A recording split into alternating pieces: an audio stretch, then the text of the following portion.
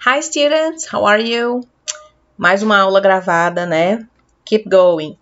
Seguinte, hoje a gente vai fazer ali os Proposed Activities da Unit 16, certo? E vou matar a pau aí aquela questão do Bansky, tá certo? Eu fui pesquisar porque se era B ou era C a resposta. Lembra aí que vocês ficaram com a C e eu disse que era B. Então vamos dar uma olhadinha nela e a gente passa para as proposed, tá certo? A Diana falou lá nos comentários da aula que eu parecia triste hoje. Talvez tenha sido, né? Porque eu soube ali de alguns colegas aí que estão doentes, pessoas conhecidas, e aquilo deixa a gente meio para baixo mesmo. Mas, no geral, tudo bem, tá? Tô feliz que os meus alunos estão bem, na minha família também tá tudo bem, então vamos em frente, né? Keep going. Ok, meus queridos, seguinte, aqui nessa questão do Bansky, a gente ficou em dúvida do seguinte, né? Se era um protesto contra a condição de vida das pessoas em miséria ou contra a falta de solidariedade dos mais favorecidos, certo? Aí, não sei o que está acontecendo aqui com o livro, que ele realmente não está querendo ir. Vou tentar mais uma vez ir para as resoluções, tá? Mas, fica assim, do jeito que estava. Tá até girando mais rapidinho, né? Mas não adianta, já tentei várias vezes, não vai de jeito nenhum. Pronto, então ele não tá indo, o que é que eu fiz? Essa questão aqui, ela caiu no Enem, então tem muita gente resolvendo ela por aí, muito site de cursinho que já trabalhou essa questão. Então eu fui olhar aqui primeiro, nesse site aqui, onde a gente pode ver questões online, tá? Ele traz aí, inclusive, se a questão for um pouquinho mais complicada, ele traz a explicação do porquê. Então, aqui ele era a questão 92, aqui, igualzinha, a mesma questão, tá igual. Então, vamos responder, tá certo? Olha só. Vou colocar a minha resposta lá, B, Resposta correta, alternativa B, tá? Condição de vida das pessoas em miséria. Aí, tem esse outro aqui, que é do Descomplica, que eles também responderam, tá? Mesma questão aí, e eles colocam aqui embaixo, gabarito da questão B, tá certo? Então, assim, se você for analisar, voltar lá para o nosso, pronto. Como eu tinha explicado, ele está protestando contra a condição dessas pessoas, não contra as pessoas, claro, as pessoas moradoras de rua e mendigos. Ele está protestando como um todo, essa estrutura que deixa que essas pessoas vivam nessa condição de miséria, certo? É uma questão bem intrigante, realmente. Como eu falei, gostaria que vocês estivessem certos, que eu quero que o aluno acerte, eu não preciso mais acertar, mas era B mesmo, tá certo? Agora, a gente vai dar uma olhada nessa daqui, Proposed Activities, aqui no Lesson 16, tá? Então, essa primeira aqui, o que a gente tem? A gente tem um quadrinho com uma estrutura aí de um termômetro, tá? Aí ele diz aqui, the small talk thermometer, tá? Ele diz o seguinte, vamos lá, temos aí o termômetro e aí ele vai ficando, a coisa vai esquentando, certo? Começa lá no hot enough for you? Yeah, I can't wait for winter. It's the humidity that makes it so hot. Can you believe how nice it is? Did you see the leaves? I hear it's supposed to get even colder or warmer tomorrow. Então, são aquelas frases que a gente usa para começar uma conversa, né? Ou conversar bobagem, assim, né? Sempre falando do tempo. Isso aí é uma coisa muito comum na Europa, tá? Nos Estados Unidos também, mas o europeu e o londrino, então, fala sobre o tempo, né, toda hora, porque para eles é muito importante para ver como é que vai ser o dia a dia deles. Então, ele diz aqui, considerando o título da imagem, The Small Talk Thermometer pode-se depreender que a expressão small talk se refere a conversas casuais ou amenas para estabelecer contato ou quebrar o gelo, conversas entre cientistas sobre mudanças climáticas, conversas entre meteorologistas, entre pessoas que não conseguem chegar a um consenso, conversas entre pessoas que já se conhecem há muito tempo. Não, se você conhece esse termo, small talk, é aquela conversa boba, sabe? Jogar a conversa fora. Às vezes você vê num filme, numa série, alguém dizendo assim, hey, what are you talking about? Sobre o que vocês estão falando? E a pessoa quer dizer, nada não, bobagem. Não, just small talk. Só small talk, certo? Então é a letra A, conversas casuais ou amenas para estabelecer contato ou quebrar o gelo, tá? Então isso aí é que é small talk. Aí aqui a gente tem nosso amado Calvin, eu adoro esse personagem, tá? Embora ele é um pimentinha, um danadinho, mas o Hobbes, que é o Haroldo, adoro. I read that Teddy Roosevelt once said, do what you can with what you have where you are. That's good advice. Of course, I doubt he was in the tub when he said that. Então, olha só. O Calvin, né, ele diz, eu li que Teddy Roosevelt uma vez falou, faça o que você puder com o que você tem, aonde você estiver. E aí o Haroldo fala, é um bom conselho. Aí ele diz, claro, eu duvido que ele estivesse na banheira quando ele disse isso, né? I doubt. E aí esse I doubt pode ser eu duvido ou até eu acho, né? Vamos ver o que a questão nos pede. Vamos lá. Opa, lá em cima. Pronto lá. According to the comic strip, Roosevelt meant that. Então, de acordo com a tirinha, Roosevelt, tá, quis dizer que the early bird catches the worm, a young idler an old beggar, a smooth sea never made a skilled mariner, as you sow, so shall you reap. Ou if life deals you lemons, make lemonade. Então, a questão que trabalha é com provérbios, certo? Temos aí alguns provérbios, pode ser que eles sejam parecidos com os que a gente conhece em português. Geralmente, na disciplina de língua portuguesa, a gente vê alguns provérbios, porque é uma coisa muito comum em várias línguas, tá? Também chamados ditos populares, né? Então, esse primeiro aqui, ó, the early bird catches the worm, né? O primeiro pássaro, seria o primeiro pássaro da manhã, o primeiro que acorda, né? Pega as minhocas. Então, seria o nosso Deus ajuda quem cedo madruga, tá? Não tem o mesmo significado do que o Calvin disse ali. A young idler, an old beggar. Idler é aquele cara que fica ocioso, sem fazer nada, vagabundo. Então, assim, se você você é ocioso quando tá jovem, quando for velho você vai ser um beggar, né? Você vai ser um mendigo, você vai pedir. Então, quem é ocioso na juventude não sei, não conheço esse provérbio em português. A smooth sea never made a skilled mariner. Esse a gente tem, né? Que é mar calmo nunca fez bom marinheiro, tá? Então, naquela intenção de que para você realmente ter ser uma pessoa com muita experiência, uma experiência boa para lidar com a vida, você tem que ter pego momentos difíceis. Então, o mar calmo nunca fez bom marinheiro, é esse aqui. Depois nós temos, as you sow, so shall you reap. Esse é aquele nosso provérbio, você colhe o que planta, né? Você só pode colher o que você plantou. É esse aqui. E esse último, if life deals you lemons, make lemonade. Se a vida te der limões, faça uma limonada. Então, vamos voltar aqui, porque eu já até esqueci o que o Calvin falou de verdade ali, né? Vamos ver. Olha só. Tá, ele falou, né?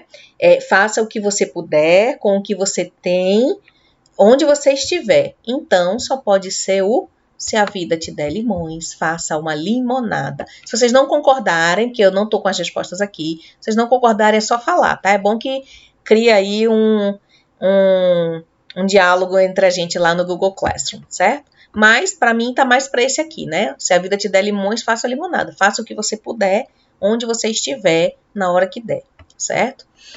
Vamos falar então dessa questão aqui. Deixa eu colocar minha tela mais clarinha. Isso, vixe, Maria, agora chega doendo no olho. Não sei se muda para vocês aí. Olha só. Critical Literacy, EFL and Citizenship, né? Uma alfabetização, um ensino de língua crítica. EFL é a sigla para English as a Foreign Language. É o estudo do inglês como língua estrangeira. And Citizenship. Citizen é cidadão, citizenship, cidadania. Então, vamos lá. We believe that there is nothing wrong with using the mother tongue in the foreign language classroom, since, strictly speaking, the mother tongue is also foreign. It's not mine, but my mother's.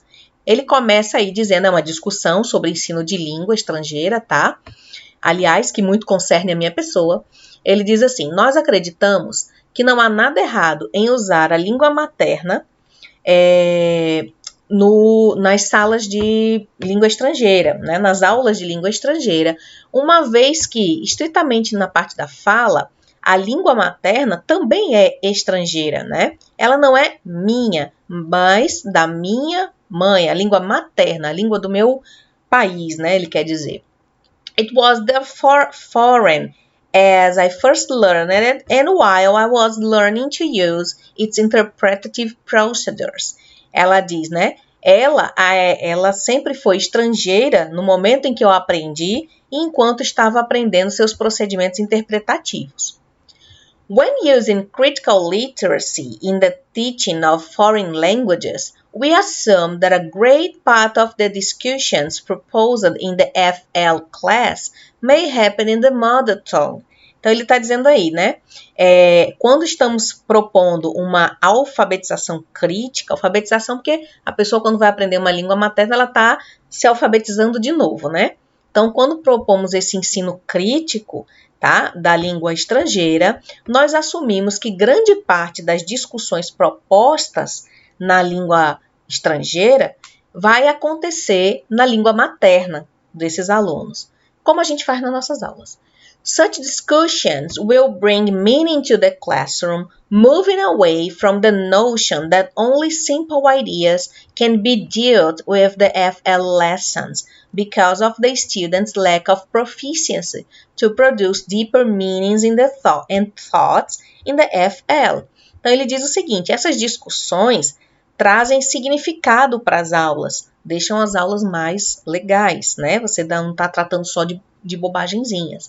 Então, ela tira essa noção de que apenas ideias muito simples podem ser tratadas nas aulas de língua estrangeira por causa dessa falta de proficiência dos alunos, né, de conseguir produzir pensamentos profundos, né, e significados e pensamentos profundos na língua estrangeira. Since the stress involved in trying to understand a foreign language is eased, students will be able to bring the real world to the English lessons, and by so doing, discussions in the mother tongue will help students learn English as a social practice of meaning making. Então, essa visão aí é uma visão bem moderna, tá? E não é adequada, não pensem que isso daí é algo para se pensar para crianças pequenas. Não, a aula de criança pequena realmente é legal fazer toda em inglês, porque você está tratando de coisas tão fáceis que ela pega só de olhar, tá? Mas numa aula onde você vai ter uma discussão, como vários desses tópicos aí que a gente tem, ele propõe isso aqui, ele diz o seguinte, ó, onde é que eu parei? Ele diz, uma vez que o estresse envolvido em tentar entender a língua é deixado de lado, né, os estudantes ficam aptos a trazer o seu mundo real, a sua experiência de vida para as aulas de inglês. E, fazendo isso, as discussões na língua materna acabam ajudando, né, a aprender inglês como uma prática social de produção de sentido, certo? Então, aí é uma noção diferente do só o quanto ele vai aprender de inglês, e sim, dentro de uma discussão maior que envolve algo, ele poder aprender, sim, inglês e depois ele vai praticando. É essa visão que eu concordo bastante, né? Eu discuti muito isso nas aulas de especialização, e a especialização foi praticamente estudando essas coisas, essas teorias aqui.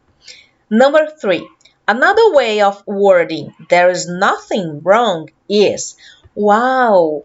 Meu querido, um texto desse para fazer uma pergunta tão simples. Uma outra maneira, tá, de falar there's nothing wrong, ou seja, não há nada de errado em, there is no one wrong, there is something wrong, there isn't anything wrong, there isn't anybody wrong, ou there are some things wrong. Então, se ele quer dizer não há nada de errado em, não há nada de errado na situação, não é uma pessoa que está errada, tá?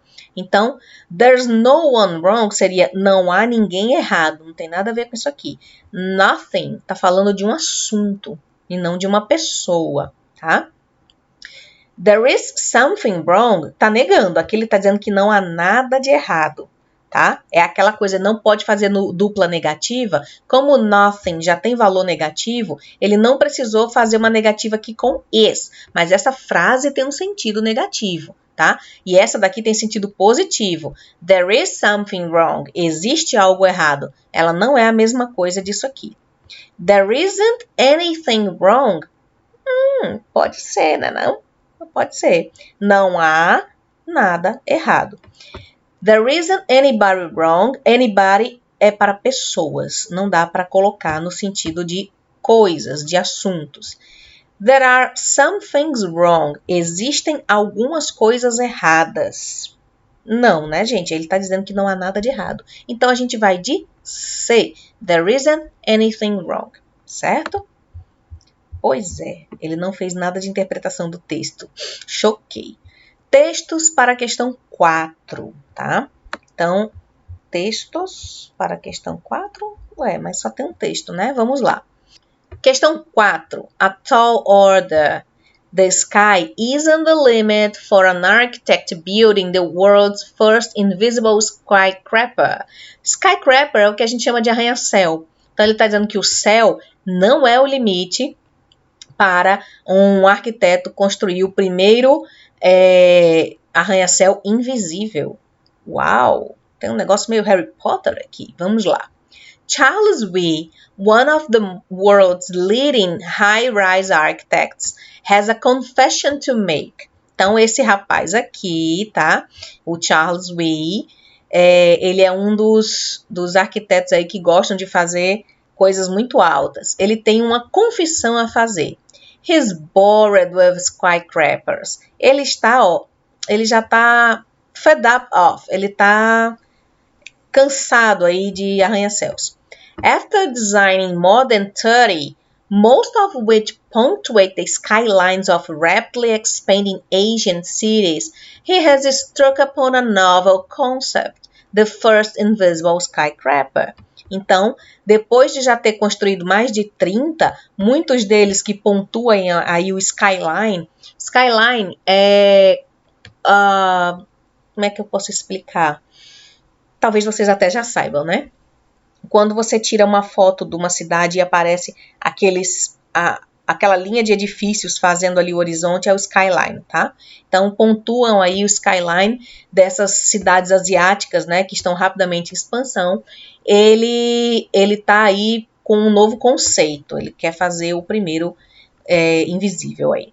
As the tallest structure in South Korea, his infinity tower will loom over Seoul until somebody pushes a button and it completely disappears. When he entered a 2004 competition to design a landmark tower, the Korean-American architect rejected the notion of competing with Dubai, Toronto, and Shanghai to reach the summit of man-made summits. I thought, let's not jump into this stupid race to build another tallest tower, he says in a phone conversation. Let's take an opposite approach. Let's make an anti-tower. Então, Em 2004, né, quando estava tendo aí ele diz que rejeita essa noção de competição que essas cidades aí de Dubai, Toronto e Xangai acabam tendo, né, e ele pensou, eu não vou cair nessa corrida estúpida de fazer o maior edifício, né, ele falou, eu quero uma coisa diferente, eu quero fazer um anti-tower, né? The result will be a 150-story building that fades from view in the flick of a switch. Wow! The tower will effectively function as a normal television screen, being able to project an exact replica of whatever is happening behind it onto its face. Oh my God! The tower will effectively function as an enormous television screen, being able to project an exact replica of whatever is happening behind and into its facade. To the human eye, the building will appear to have melted away. Wow, so good! Ele diz aí que a torre, né, funcionaria como uma enorme tela de televisão, que seria capaz de projetar uma réplica do que quer que seja que estivesse acontecendo, né, na sua face, o que ele quisesse projetar. Para os olhos humanos, o prédio poderia, né, vai parecer ter derretido. It will be the most extraordinary achievement of Wee's stellar architectural career, né? Será o ganho aí mais extraordinário da carreira de Wee. After graduating from USLA, he worked under Anthony Lumsden, a prolific Californian architect who helped devise the modern technique of wrapping buildings inside smooth glass skins. Então, ele termina aí falando um pouco da carreira do Wee, né? Ele diz que depois de ter se graduado lá na UCLA, ele trabalhou no escritório do Anthony Lumsden, né? Que é o bambambam aí dessa técnica de envolver os prédios com uma fina camada de vidro, né? Inclusive, muitos arquitetos não gostam disso, né? Dizem que parece umas coisas assim surreais, não é uma arquitetura tão orgânica. Meu irmão, que é arquiteto, fala muito disso, né? Mais uma caixa de vidro, mais uma caixa de vidro. Então, se vocês forem arquitetos, estudem bastante, tá? Vamos lá. No título e no subtítulo desse texto, as expressões a tall order e the sky isn't the limit são usadas para apresentar uma matéria cujo tema é invenções tecnológicas usadas para a construção de um novo arranha-céu em Seul, confissões de um arquiteto que busca se destacar na construção de arranha-céus, técnicas a serem estabelecidas para a construção de edifícios altos na Califórnia, não. Competição entre arquitetos para... não. Construção de altas torres de apartamentos, não. Então vamos lá. O tema da matéria, a matéria fala muito do arquiteto, certo? Então, ele diz aqui, ó, o céu não é o limite para o arquiteto, tarará. Então, tá focada no rapaz e não nas inovações tecnológicas. Aliás, ele só fala uma vez de como será esse prédio, né, que seria an enormous television screen. Eu vou de B, confissões de um arquiteto que busca se destacar na construção de arranha-céus. Beleza? Então, vamos lá. O próximo é sobre aquele filme fofíssimo, Zootopia. The modern mammal metropolis of Zootopia. It's a city like no other. Comprised of habitat neighborhoods like ritzy Sahara Square and frigid Tundra Town, it's a melting pot where animals from every environment live together. A place where no matter what you are, from the biggest elephant to the smallest shrew, you can be anything. Então, considerando a resenha apresentada, que trata do filme de animação Zootopia, a expressão melting pot é usada para descrever uma cidade. Quem assistiu o filme, né, já fica bem por dentro aí. Uma cidade excludente, com espaço para poucos grupos? Uma cidade com problemas sociais, dada a grande diversidade de grupos? Solitária, em que é complicado ser quem você é. Culturalmente diversificada, em que diversos grupos convivem. Opa, essa tá bonita. Homogênea, composta basicamente por 2 grupos, elefantes e roedores. Não, letra D, né, gente? Culturalmente diversificada, em que diversos grupos convivem, tá bom? Ó, from the biggest elephant to the smallest tree, you can be anything. Ok, muito bom. Então, aqui são class activities again. Então, eu falei que eu ia fazer só as proposed. Esse vídeo já está ficando grande, né? It's big enough and I'm going, okay? If you have any doubt, please write your comments on Google Classroom. And if you want to tell me something, call me on Instagram, wherever you want. Kisses for you, honey.